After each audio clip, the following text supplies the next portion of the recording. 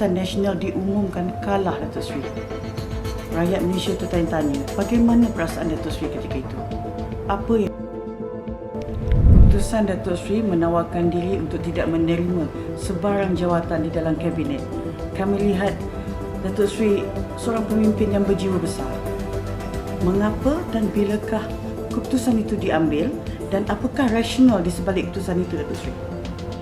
Pandangan berhubungan dakwaan dulu berikutan dengan Yayasan Akal Budi, Datuk Seri. Apa harapan Datuk Seri berhubung dengan kes ini? Datuk Seri, sekarang ramai yang melihat UMNO dan Barisan Nasional sebagai sebuah parti yang kehilangan taring sebaik saja menyertai Perikatan Nasional. Seolah-olah orang cakap kita dipinggirkan, Datuk Seri. Sejauh manakah kebenaran di sebalik dakwaan tersebut? Hala 7 parti bagi berdepan dengan pilihan raya umum ke-15. Adakah UMNO BN terus menjadi parti pelengkap ataupun kembali menjadi tunjang, Datuk Seri?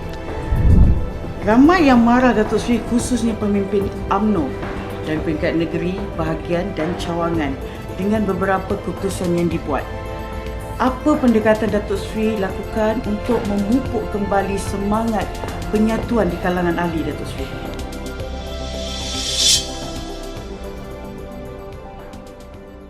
Barisan Nasional telah memegang tampuk pemerintahan selama 60 tahun lamanya. Ketika itu, ketika Barisan Nasional diumumkan kalah, Datuk Seri, rakyat Malaysia tertanya-tanya, termasuk saya tertanya-tanya, bagaimana perasaan Datuk Seri ketika itu? Apa yang Datuk Seri rasa? Alhamdulillah, kekalahan yang menerjah UMNO dan Barisan Nasional pada 9 Mei 2018 adalah merupakan satu pengajaran yang cukup mahal kepada UMNO, Barisan Nasional dan rakyat Malaysia keseluruhannya. Inilah erti demokrasi, di mana sesuatu yang lama itu pasti akan berakhir dan sesuatu yang baru akan tetap menjadi lama. Oleh kerana itu, kerelevanan sesuatu produk perkhidmatan, apatah lagi sebuah parti politik, pasti akan sampai ke peringkat di mana berlaku proses saturation ataupun declining. Saya menganggap declining proses itu telah berjalan dan keputusan yang telah diperolehi untuk pilihan raya umum ke-14 adalah satu petanda bahawa proses untuk menghidupkan semula UMNO dan Barisan Nasional harus bermula daripada tarikh berkenaan.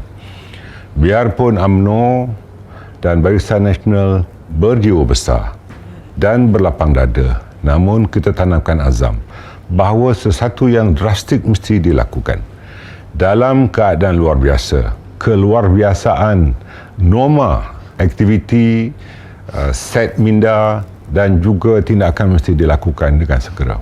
Bagi saya, tarikh itu adalah tarikh yang merupakan titik hitam. Namun, titik hitam itu harus dicerahkan semula dengan mengambil tindakan-tindakan di luar daripada kepompong dan juga rasa melankolik atau kesedihan. La tahzan, jangan bersedih. Don't be sad.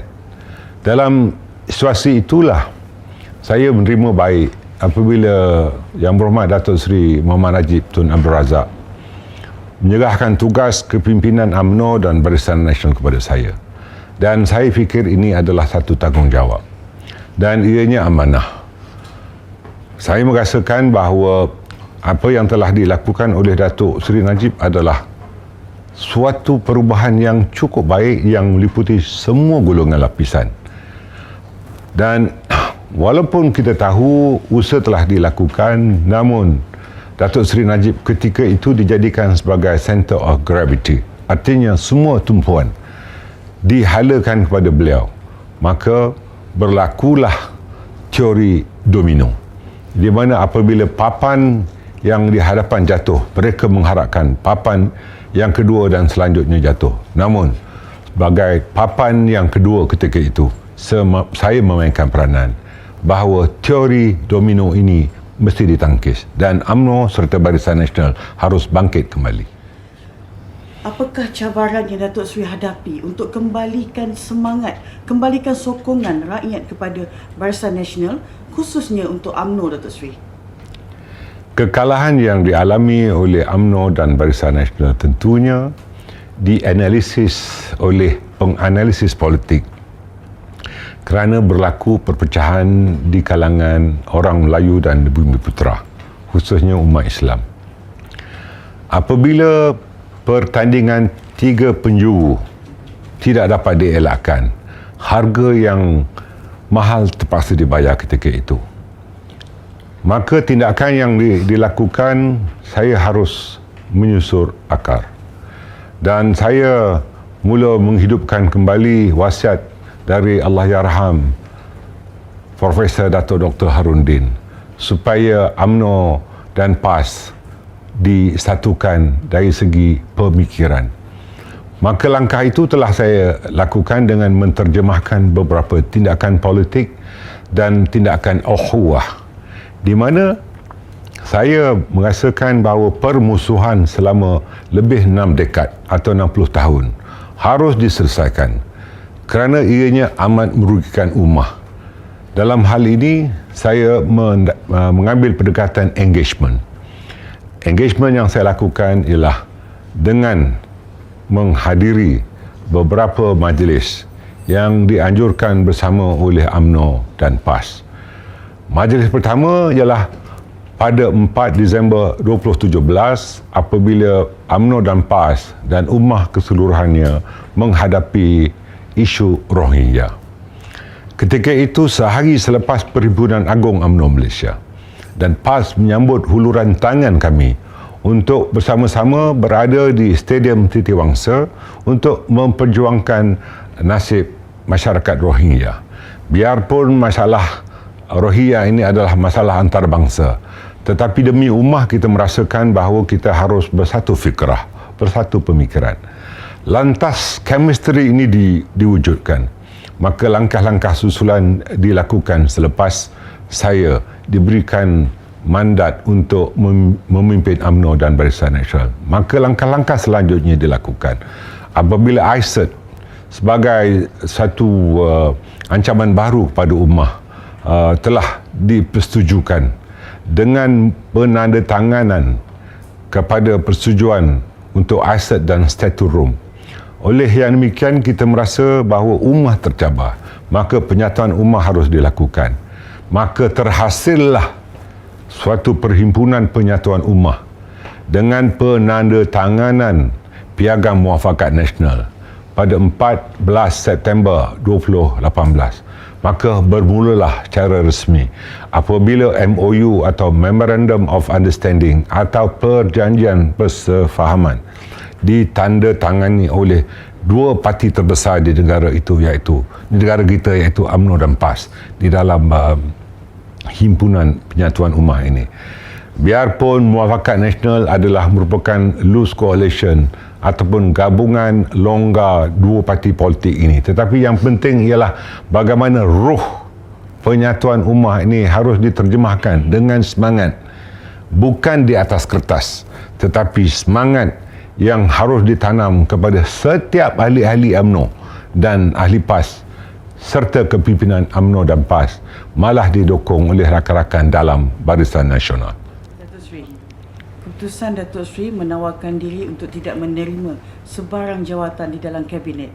Kami lihat Datuk Seri seorang pemimpin yang berjiwa besar. Mengapa dan bilakah keputusan itu diambil dan apakah rasional di sebalik keputusan itu, Datuk Seri? Kita tahu bahawa pegangan Yang Amat Berhormat Tan Sri Muhyiddin mahu pemimpin-pemimpin yang berada di dalam barisan Jemaah Menteri terdiri daripada mereka yang bersih dan mesti kelihatan bersih. Saya memahami mesej itu sebagai suatu perkara yang menjadi garis bawah kepada pembentukan Kerajaan Perikatan Nasional.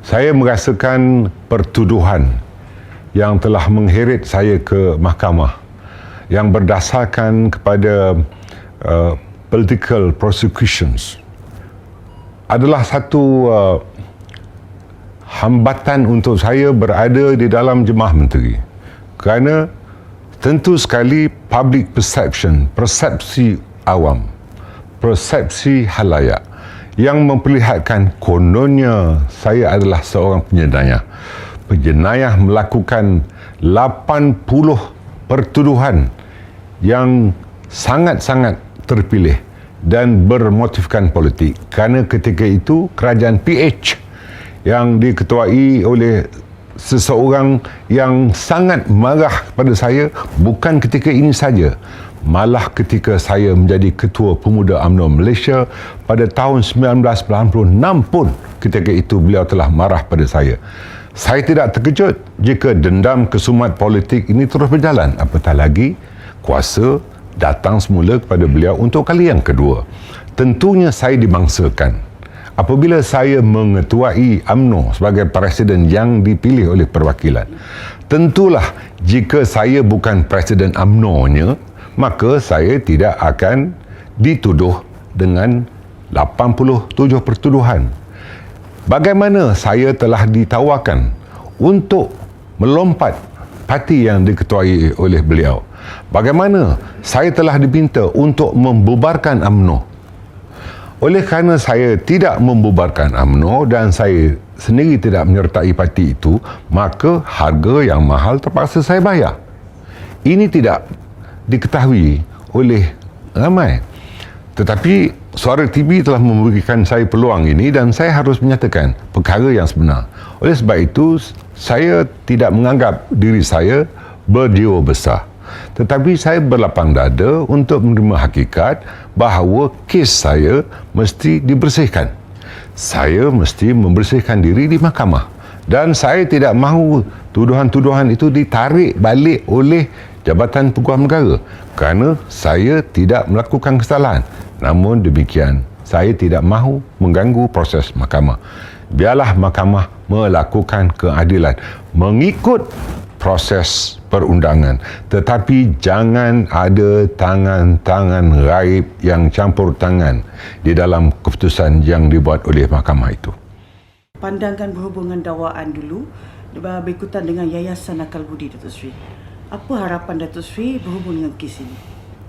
Masyarakat harus mengetahui Yayasan Akal Budi telah saya daftarkan pada tahun 1997.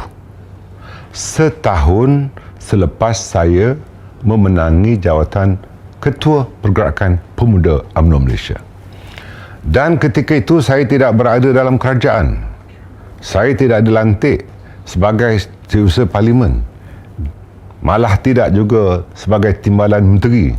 Jauh sekali daripada menteri dan menganggotai jemaah menteri. Artinya, saya sebagai ahli parlimen ketika itu. Dan pada waktu yang sama, ketika yayasan itu ditubuhkan, saya mengetuai 4 syarikat yang tersenarai di Bursa Saham Kuala Lumpur. Dan ketika itu, pendapatan yang saya perolehi bukan hanya dari dividen yang diperolehi daripada keuntungan syarikat-syarikat yang tersenarai itu, tetapi juga dari segi capital gain atau kenaikan modal saham-saham yang saya laburkan. Harus diketahui, saham-saham yang ada di dalam syarikat-syarikat yang tersenarai itu bukan saya mewakili parti, jauh sekali mewakili mana-mana GLC ataupun mewakili kerajaan. Ianya 100% milik peribadi. Harus diingat, saya memulakan kerjaya saya sebagai seorang ahli bank sejauh 1976 apabila saya lulus daripada Universiti Melaya. Selepas itu, saya terus meningkat ke tangga dalam bidang korporat ketika saya berpeluang menjadi salah seorang pioneer kepada amanah saham nasional dan juga permodalan nasional berhad. Ketika itu, amanah saham nasional sebagai skim saham amanah belum lagi dilancarkan. Ketika itu, saya mempunyai latar belakang perbankan di sebuah bank komersial dan di sebuah bank simpanan. Malah exposure atau pendedahan yang saya perolehi di permodalan nasional berhad telah memberikan saya peluang untuk mempelajari tentang soal pelaburan saham. Maka pengalaman itulah yang saya gunakan apabila saya menjadi pengurusi Bank Simpanan Nasional, dan pada waktu yang sama saya memegang saham dan mengetuai 4 syarikat yang tersenarai. Maka lebihan dividen dan juga kenaikan modal daripada share trading atau urus niaga di dalam pasaran saham, saya masukkan ke dalam dana tabung Yayasan Akal Budi. Wang itu saya gunakan 100% untuk amal jariah, infak, sedekah, wakaf dan perkara-perkara yang dituntut oleh agama. Ibu bapa saya mempunyai latar belakang keagamaan yang kuat. Walaupun bapa saya hanya seorang ulama kecil-kecilan di daerah Bagan Datuk, tetapi mereka telah menghantar saya ke sekolah menengah agama, dan saya ada garis pemisah antara yang halal dan yang haram. Maka hatta garis pemisah itu walaupun very thin demarcation line, maka perkara-perkara yang subhat pun saya tidak lakukan. Oleh sebab itu, pesanan orang tua saya supaya saya makan tidak lebih daripada 1 pinggan. Kalau ada nasi dan lauk serta sayur melebihi 1 pinggan, itu adalah hak orang yang mempunyai haknya. Maka dalam arti kata yang lain, tentunya lebihan pendapatan daripada urus niaga syarikat saya masukkan ke dalam tabung Yayasan Akal Budi. Maka Yayasan Akal Budi meningkat dananya dengan tidak pun diumumkan apakah sumbangan yang telah diberikan, termasuk membina masjid, membina mak tahfiz, membina sekolah agama, membina rumah anak yatim, dan juga memberikan bantuan infak, sedekah, jariah dan wakaf. Tidak ramai yang mengetahui, sehingga kes saya dibawa di mahkamah yang kononnya saya pecah amanah, rasuah dan juga melakukan penggubalan wang haram di dalam Yayasan Akal Budi ini. Datuk Seri, sekarang ramai yang melihat UMNO dan Barisan Nasional sebagai sebuah parti yang kehilangan taring sebaik saja menyertai Perikatan Nasional. Seolah-olah orang cakap kita dipinggirkan, Datuk Seri. Sejauh manakah kebenaran di sebalik dakwaan tersebut? Kita tidak pernah kehilangan taring, tetapi kita tidak pernah memperlihatkan taring. Kita juga mempunyai kuku, tetapi kuku kita tidak diasah dan kita simpan kuku. Saya tidak mahu bercakap lebih daripada itu. Tunggu ketikanya apabila taring kita perlihatkan, apabila kuku kita tajam dan kita juga perlihatkan. Saya ingin memperjelaskan melalui Suara TV ini bahawa terdapat beberapa tahap dan proses yang harus dipahami oleh khalayak, terutamanya oleh ahli-ahli UMNO di peringkat akar umbi. Pertamanya, kita harus memperkukuhkan UMNO. Tahap yang kedua, kita juga harus memperkukuhkan Barisan Nasional dan anggota-anggota di dalamnya. Ketiga, kita telah bersetuju untuk mewujudkan muafakat nasional, dan bersama-sama dengan PAS, UMNO dan Barisan Nasional, maka kita harus perkukuhkan muafakat nasional. Pada waktu yang sama, kita berada di dalam Kerajaan Perikatan Nasional. Dokongan kita, UMNO dan Barisan Nasional, kepada Perikatan Nasional tidak berlandaskan kepada sokongan kita atau keanggotaan kita, UMNO dan Barisan Nasional, di dalam Perikatan Nasional. Sebaliknya, hanya semata-mata berlandaskan sokongan ahli-ahli Parlimen UMNO dan Barisan Nasional bagi membentuk Perikatan Nasional. Kita harus ketahui setakat ini Perikatan Nasional belum didaftarkan. Begitu juga Muafakat Nasional belum didaftarkan. Yang ada pada kita ialah UMNO sebagai pertubuhan politik yang berdaftar dan Barisan Nasional sebagai gabungan parti-parti politik yang berdaftar. Saya ingin ingatkan diri saya dan semua bahawa Muafakat Nasional biarpun tidak berdaftar, ianya adalah merupakan gabungan secara spiritual ataupun coalitions antara UMNO dan Barisan Nasional dengan PAS bagi membentuk kesepakatan untuk menuju ke arah pembentukan kerajaan baharu pada PRU ke-15 nanti. Namun pegangan kita mesti mengelakkan pertandingan 3 penjuru. Kita mesti mencari jalan. Bukan hanya UMNO, BN dan PAS, tetapi dengan parti-parti lain, supaya hanya pertandingan 2 penjuru saja. Kerana kita mempunyai pengalaman, jika ada pertandingan 3 penjuru, maka keputusannya kita menuju ke laut.